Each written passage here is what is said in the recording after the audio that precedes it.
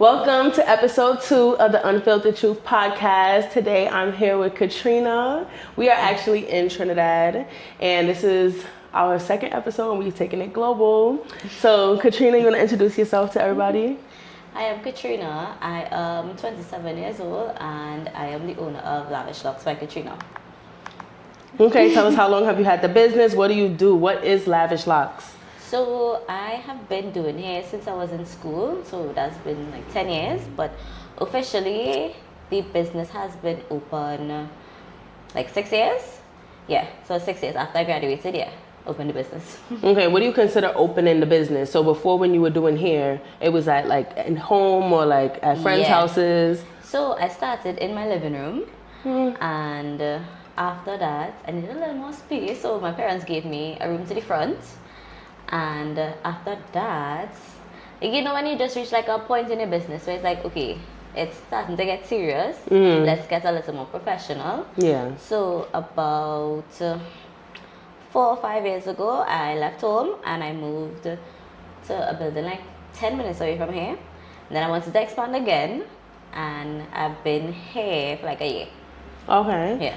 And the business is called Lavish Locs. So are we to assume that you just do locks, or what are you doing? So I started off doing locks. So that's why I got the name Lavish Locs. But I always like learning new stuff. Not just in here, like in life. I just like learning new stuff. So I was like, let me branch off into doing other things. And my friends always pushed me. So after locks, I started doing knotless. And then... not boho. Probably like silk press after, then coloring. So I do a little bit of everything, but I didn't want to change my name because that's what everybody knows me as. So I just kept it. Yeah.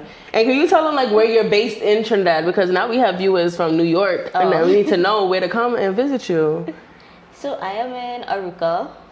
Yeah, Aruca, Trinidad. But I hope in the future that I would be branching off.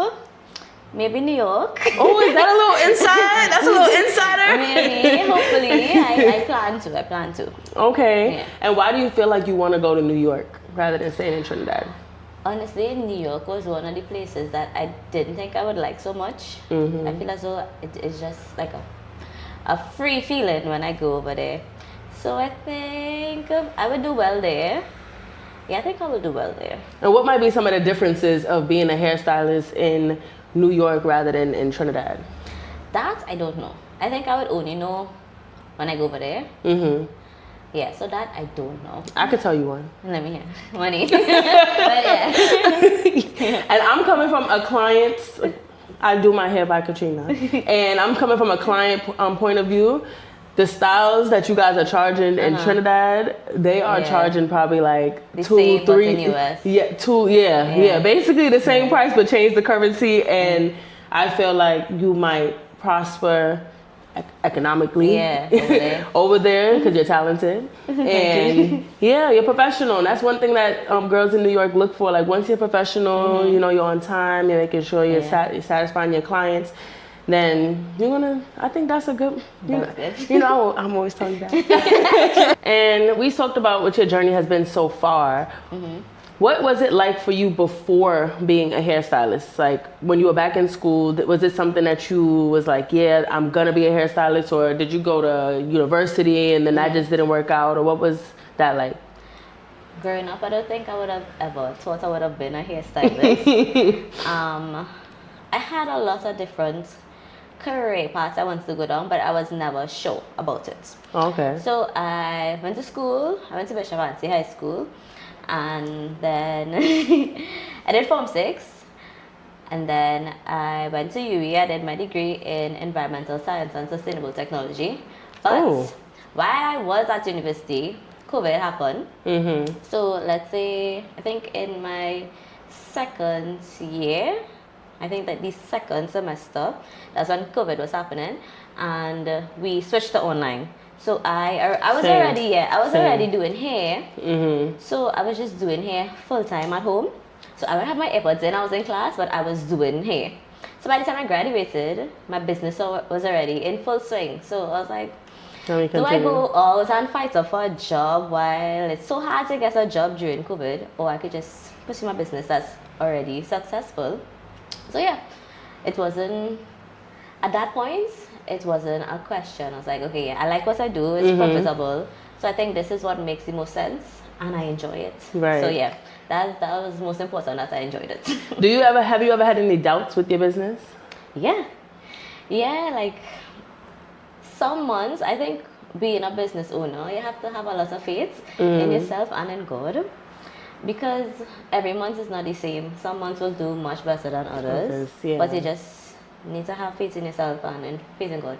I always hear business owners from Trinidad specifically talk about Christmas, and then it's that very slow period between Christmas and Carnival. I wouldn't say it's a slow period, because right after Christmas is fete. So you'll have people coming to do their hair every week, every other week. Right. For a fete. So I don't get rest after Christmas. Oh, so after Carnival is when you start to rest? Yeah. Okay. Yeah. I'll get like 2 weeks after Carnival to rest, yeah. And I recently saw that you were working with Tribe? Yeah, so I actually work with dolls. Okay. Big up Kisa. She's the head of dolls, and they are the contracted hairstylists for most of the bands. So yeah, she pulled me on the hand. We work, myself and other hairstylists. And how is that? It's fun. It's so fun, but it is a lot of work. But yes, it's tiring, and I only realize it's tiring after. Like when the adrenaline rush is gone. Yeah, so we are there from like 11, 12, like lunchtime, until showtime, weekend. Yeah, so band lunch usually starts like around 10. So like from 12 to 10, we are on our feet weekend. But it's fun for me. It's very fun. But it's fun. It's fun. Do you think that you would want to go into working with more like high profile clients, like people that are like models for bands and stuff, like on a regular basis? Yes and no, because I would miss my clients. I feel as though my clients brought me to where I am now. So like to fully branch off into that, I am a bit shy, because I would miss my clients. Right. I think it's more personable seeing the same clients, even though yes, you're seeing the same models, but the clients are different. So you're one of the people, I know that's a big topic with people in the beauty industry. It's like, do you stay to your loyal clients, or do you branch off? Or do you branch off and maybe somebody big, maybe a Patrice is like, you're gonna be my personal hairstylist, and I mean, if I could do both, I don't mind doing both. And you would be able to be with your I know some people that tried to juggle that both, and sometimes those high profile clients can be very demanding, and it's like they want their hair switched every other day. That's true. And it's just like, and then the money you're making with them, it's like, I might as well just stay with you, because you basically paying me for the convenience of being so that is something I feel like that's unique to Trinidad hairstylists. I feel you guys get a lot of that exposure with the carnival, band launch aspect of it. Do you think that if they were to bring you on to go to different countries, like different Caribbean, you would do that? I love to travel. So why not travel and do what I like, and go to Grenada and Antigua and all of them places. So let's switch into gears of like being a hairstylist specifically in Trinidad. What do you think are some of the challenges of being a hairstylist specifically in Trinidad? Challenges. I am a very easygoing person. So I don't know. I wouldn't like the challenges I face wouldn't be based on like just being a hairstylist in Trinidad. I just think being a hairstylist on the whole is very tiring. It's very strenuous on your body. Right. So standing up all day, and I have flat feet, so my feet are always killing me. My back is always killing me. So I think that would be the struggle. Like, I know how some people would say like the field is very saturated, but every hairdresser has their clientele. Has your own clientele. So I don't know. Don't ever let a saturated field discourage you. Right, because the country is small. Yeah. Like, I feel like you guys have just as much going on here as we got like in Brooklyn. Exactly. And sometimes I see in Brooklyn and sometimes some competition going on. Do you feel like that goes on here? Or do you feel like in the beauty industry you guys are very supportive of each other? I think the hairdressers that I interact with are very supportive, because I have friends who they are in the hair field And I would send clients by them, or they would send clients by me. Oh, Like wow. if I am overbooked, I'll say, well, sorry, I don't have an availability, but you can check this one out. And stuff like that. The people who I interact with, I would say that for me, we are very supportive of each other. That's good. Yeah, like bring it back to Kisa. She is very supportive. Like everybody who she has under her, she would encourage us, and she would send clients. Like she has sent a lot of clients. She does hair? Yeah, she does hair. Okay. Yeah. Okay. And how do you feel like social media helps you in this field? It does a lot. TikTok, but Instagram was the primary social media platform that I would use. It's still the primary, but I feel as though TikTok, yeah, you would get a lot more exposure on TikTok. Do you like making content? No. Do you feel like there's a pressure to make content? Yes, because every day you're trying a new style. Because I always have clients saying, do you do this? I'm like, yeah, I do. I would have the content on my phone, but posting it, I like to be in a good mood when I post stuff. I don't like to be tired.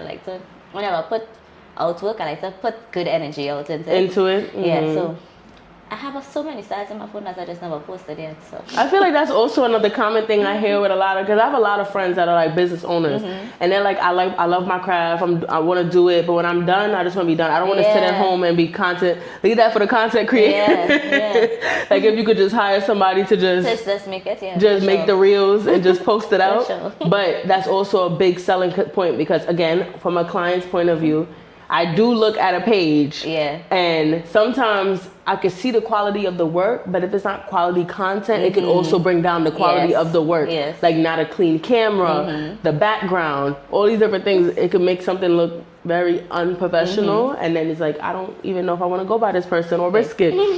I understand. So here's a funny question I want to ask you. Have you ever done a hairstyle that you feel like didn't go as planned? Like the client came with an inspo and you were probably a little iffy about it. Probably the first time you tried it. Yes. And how did that go? I want to hear this story. Well, recently I did a client hair. Her hair was short. This is my regular client. Like she has been coming by me for like 5 years. Okay. And we did her hair, and the braids, like her hair was like this short, right? And the braids slipped out.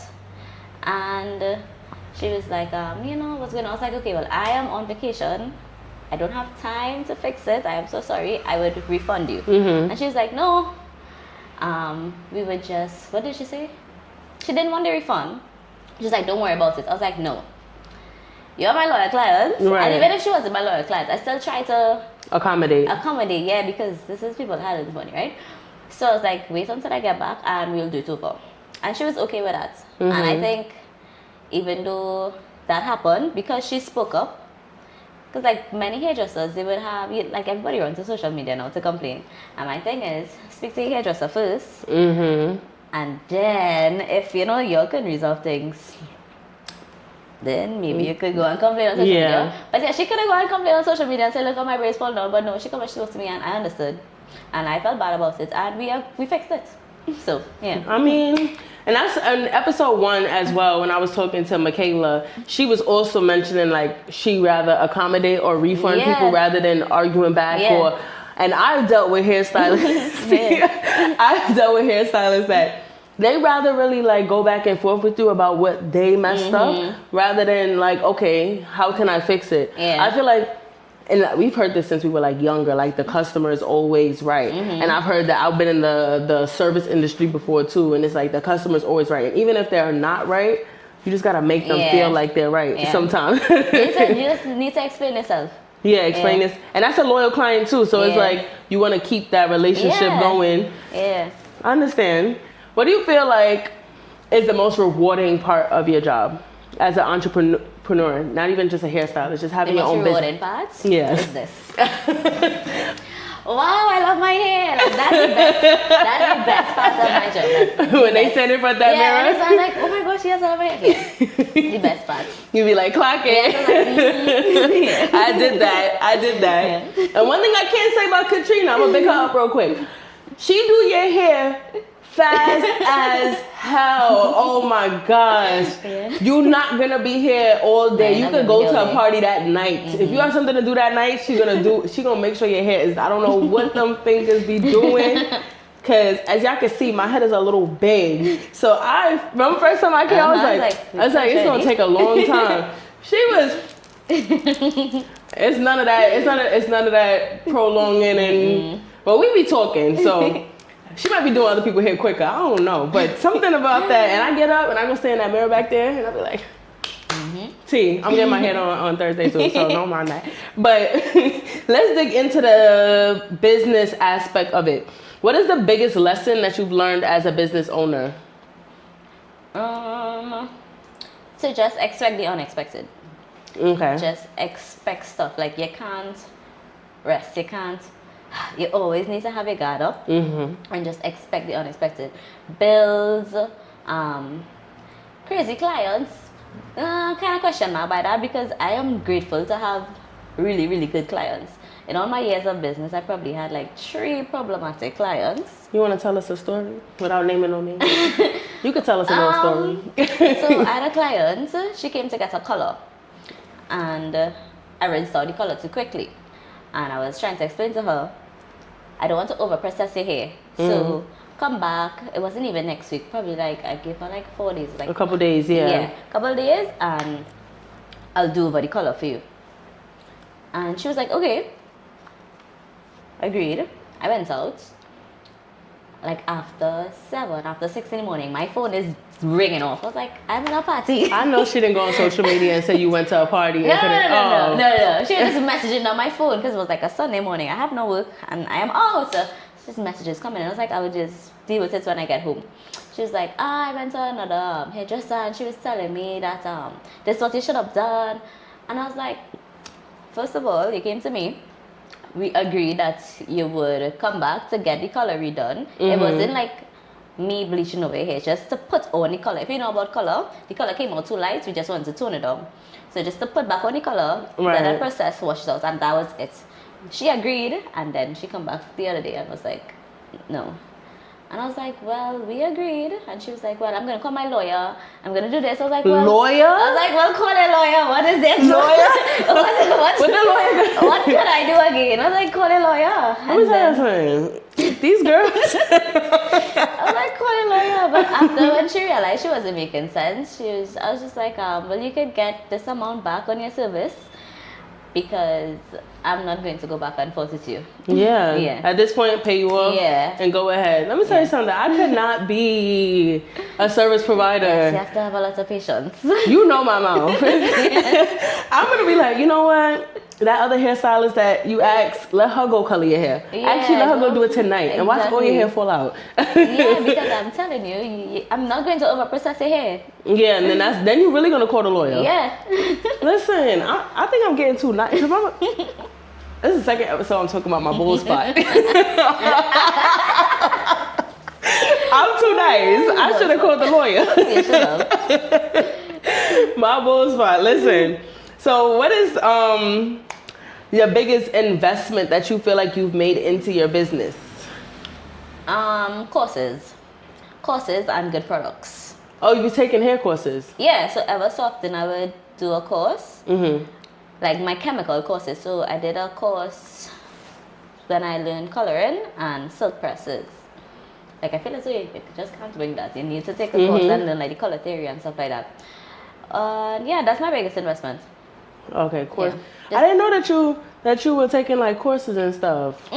Yeah, those two. Like I learned braiding on my own, but coloring and silk presses, yeah, I took a course on that. Do you think you would ever like go to the US to do a course? On coloring, yes. On coloring? Yeah. Why? Because I feel as though they are very good educators over there.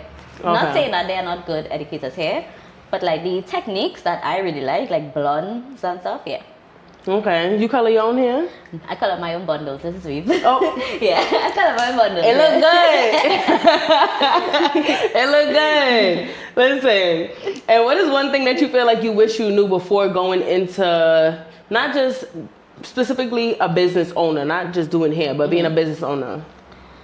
That you don't rest. Like, yes, being a business owner is free. Like, you get to choose your own schedule and stuff, but that's not true on my off days. I am restocking. I am going to pay a bill. That's when I make my groceries. Go Pennywise. Building up your suite. Yeah, cleaning up. Like you don't rest. You don't ever rest. So that's for everybody that's thinking about being a business owner. Yeah. It's not a get out of jail free card from your 9 to 5. You don't rest. It becomes a 24 to 24. It becomes a full-time job. So we're gonna get into our game, Hot Seat. So if you guys watched the first episode, Hot Seat, we asked 5 questions. She's gonna just answer quickly. I give her a little time to think. But nothing crazy. So question number 1. If you could pick one hairstyle that you would do for the rest of your career, what would it be? Silk press. Oh. Silk press. Not Locs, Lavish Locs. Silk press. I love a silk press. Why? Because it's easy and a lot of people haven't. Like they haven't seen their hair straight. So like, wow, who is this? Mm-hmm. Yeah. And the other styles take too long. Yeah. Yeah. Silk press. I love a good silk press. I don't know how people get silk presses and I can't. Technique. Your technique needs to be good. And you need to know how to take care of your silk press. But it's holding, the people here be holding up. Yeah. You need to know how to take care of your silk press. Don't go and do a silk press and then go to the club. No, you can't do that. You have to sit down. You need to sit down. You need to stay cool. Yeah. Question number 2. Would you rather lose all your clients, all your loyal clients that you all love so much, or lose your Instagram account? Lose my Instagram account. What? Lose my Instagram account, yeah. Because I could promote my business on different social media platforms.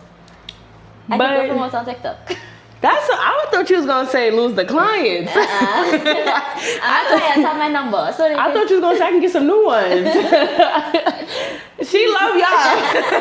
The Instagram. Yeah, Instagram. All right. Question number 3. What is the craziest request you ever got from a client? Probably like no for now.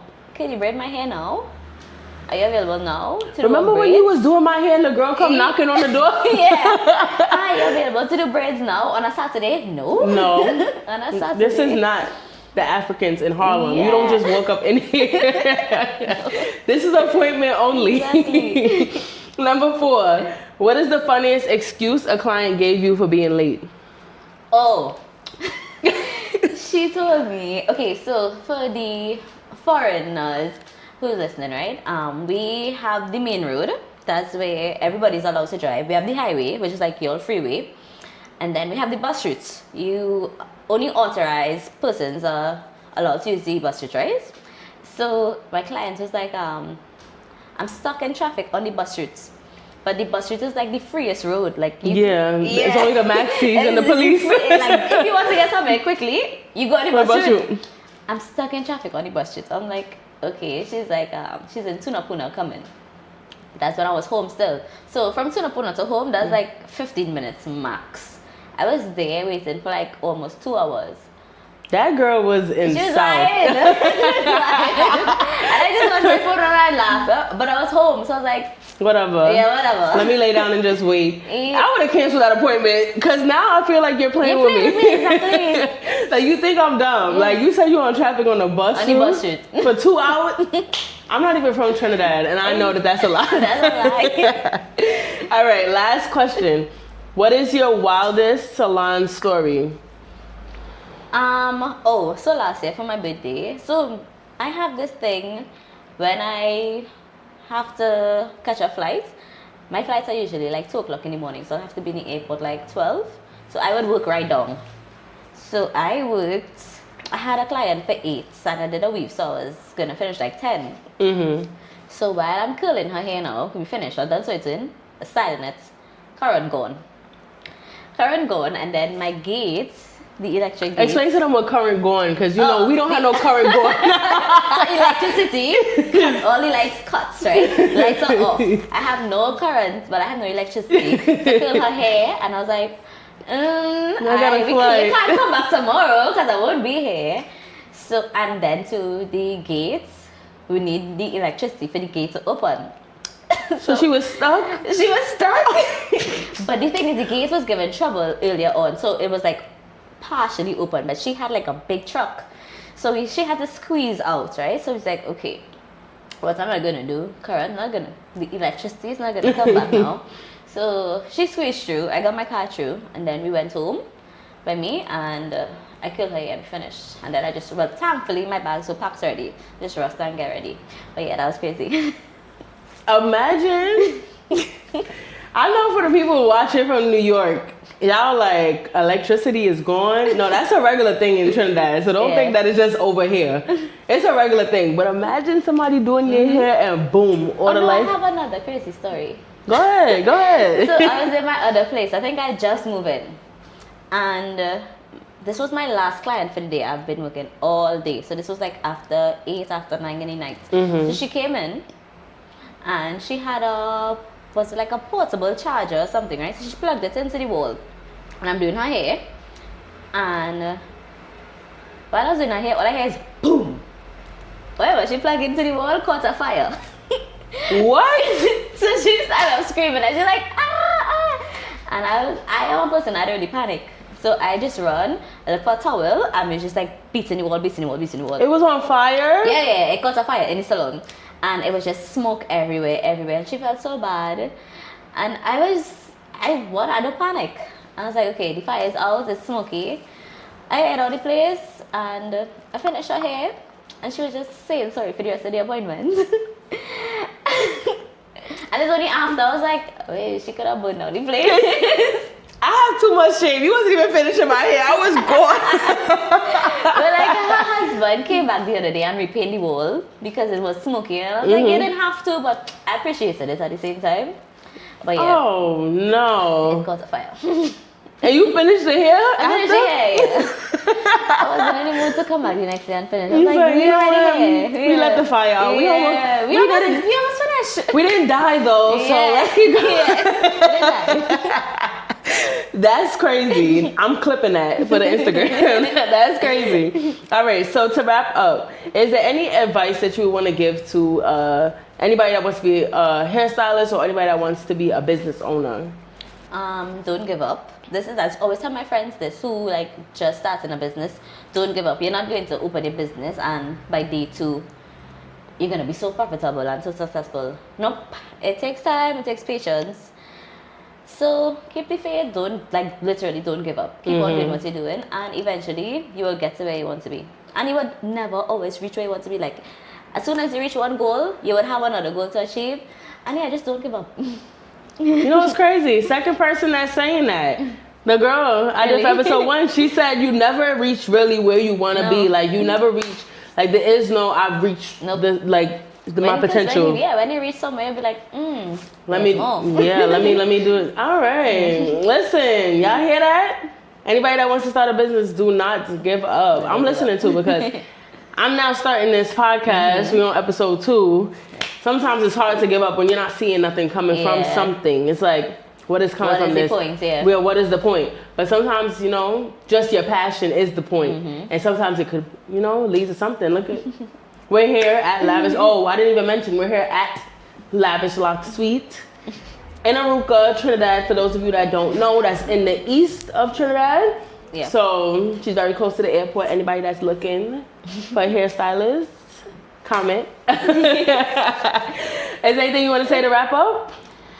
Thank you for having me. If you're ever in Trinidad, please book me. That's it. She gonna do your hair. I said she gonna do it super quick. Come off the flight, get your hair done, you start your trip. Listen, my friend did it before. My friend did it before. Just come with your hair blown out on the plane. Put a hat on. You'll be okay. Put a hat on. Yeah, put a hat on. You'll be okay. All right. Thank you for tuning in to episode 2. Comment and let me know who you want to see for episode 3. Hopefully I can get somebody else in Trinidad before I leave. And that's a wrap. Bye.